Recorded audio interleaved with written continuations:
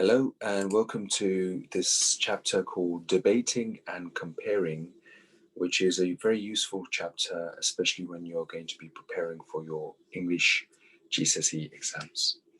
So you need to be able to compare, debate, and evaluate extracts of fiction information. So let's look at this first paragraph. How far do you agree? In the exam, you may be given a statement about an extract of fiction and then asked to what extent you agree with the statement. This is a very common question, by the way. How far do you agree with this particular statement? This is testing whether you can evaluate and structure a simple debate. You might get a statement like this, for example. The writer creates a sinister mood effectively. It's like you are inside the haunted house with the narrator. And then you have the follow-up instruction, which says, how far do you agree with this statement? So debating and evaluating, let's look at this in a little bit more detail. It is much easier to begin by agreeing with the statement, using any bullet point prompts given to you as part of the question. Find evidence that the statement is true. So keep coming up with clear ideas, state evidence to support each idea, and analyze how the writer's use of language or structure links to your idea and to the truth of the statement. If you're not sure about language and structure, please look back at our previous lessons that we've covered and it'll give you a good idea. Use phrases that indicate evaluation of how well the writer has achieved a certain effect. For example, you can use the following phrases. So this is particularly successful because the best phrase the writer uses to show this is, and the writer makes good use of adjectives to, and so on and so on. So there's always a certain point of beginning a phrase or a statement to give the examiner a good indication that you are answering this question properly and you're adjusting yourself to answer this question. In order to show that you are debating the statement, you should also try to make a comment that provides a counter argument. Depending on the content of your text, you might write just one paragraph on this, or it might take up half of your essay. It really depends on you.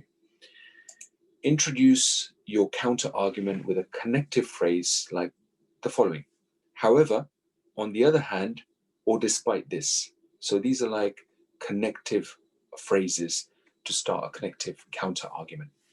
It is very important that you do not suggest a different way of writing the text. Instead, you should analyze, for example, where a character hasn't been presented effectively, for example. So we did the debating and evaluating part. Now let's go on to the comparing section here, and then we'll summarize at the end. So if you are given two texts to evaluate and compare, you need to come up with clear ideas about the two texts that link to the statement you have been given. For example, if the statement was, the writer presents the two main characters as utterly dislikable, you might start by simply agreeing with the statement and coming up with similarities in the ways the characters are made to seem horrible, such as the way they speak or maybe the way they look. However, you might then argue partly against the statement by saying that one character only does horrible things, whilst the other character does a few kind things. Then you might argue fully against the statement by exploring how in both texts things happen that actually make us feel a bit sorry for the two characters. Just as you normally would when analyzing a text, each of your ideas needs to be supported by quotations and comments on the effects created by the writer's uses of language and structure. So finally, to summarize, start off by agreeing with the statement. Remember to select quotations and analyze the effectiveness of language and structure. And finally, make evaluative comments about the techniques used by the writer. Okay, so this is all about debating and comparing if you were to get this type of question in your exam, which is fairly likable. Good luck with this, and we'll follow up all these questions that you have to answer as practice in our next class. Thank you.